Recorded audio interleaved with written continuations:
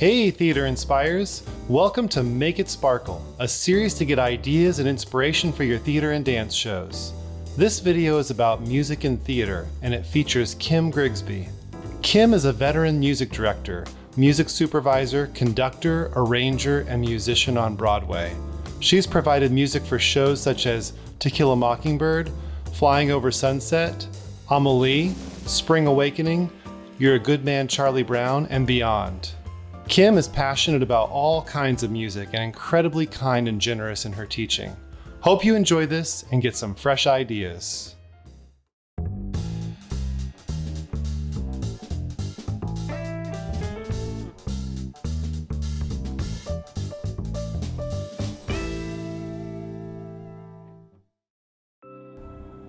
Well, what I love about music is that how it can touch all people, and it can mean the same piece of music can mean different things to different people, but it still has an impact on them.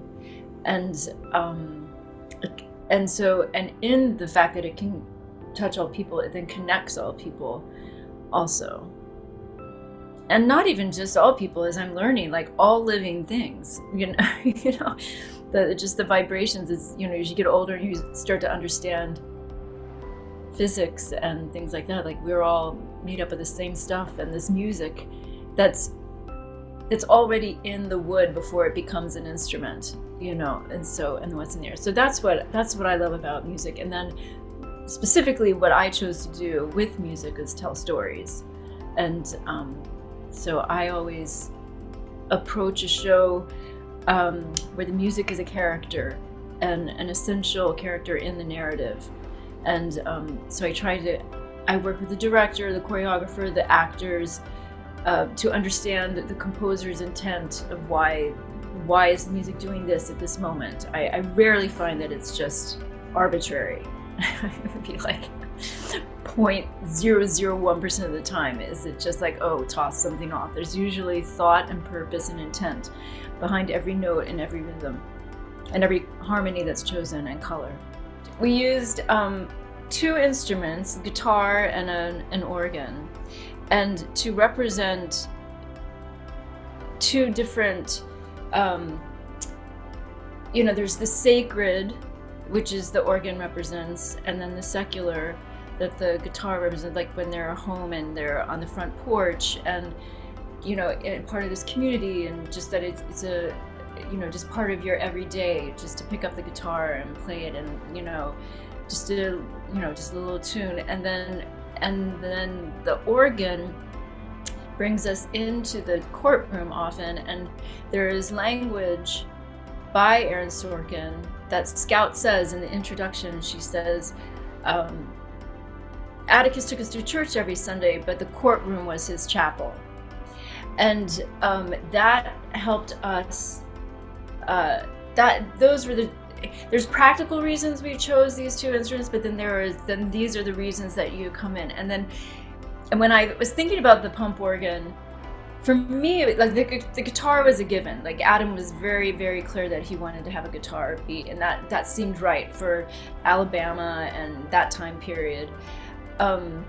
Where they, but the second, we were only allowed two instruments, and the second instrument, and I was thinking, I want something that, we want just another, like one color instrument, like if it was a violin or a clarinet or a cello or something, because then that's a long evening of just listening to two different colors. And you also wanted something, so I wanted something that had chords, and then I wanted something that could sustain, which would be, instead of a piano, would be a pump organ. And then I wanted something that could have other options, which a pump organ does with all of its stops.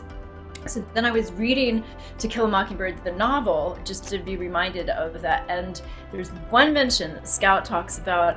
She was actually talking about this group of ladies, like at a quilting circle or something, and she's like, and that old lady, that old windbag, she reminded me of the pump organ down at the Methodist church, that when I was good, Atticus would let me pump the pedals with my hands, and he would pick out a single note melody on the keys.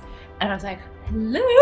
So to me it was the affirmation that was the correct answer. And so then we found 3 Methodist hymns to use as source material, that then Adam, I call Guettelized them, but we used these 3 hymns. You know, the Finches were Methodist,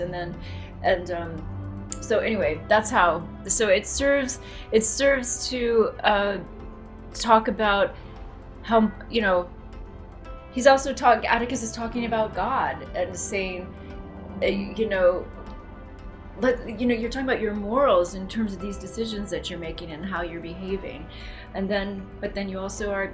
This is our community. So anyway, that's very not brief, but also not very in depth about how you think about, you know. And as musicians, we sat there and we're in costume on stage. You think about how these, from night after night after night, I mean, gosh, I just wanted it to be a different outcome. Hey, thanks for watching. If you've directed music on stage and have ideas or tips to help other theater creators make their show a success, please be sure to include it in the comments below.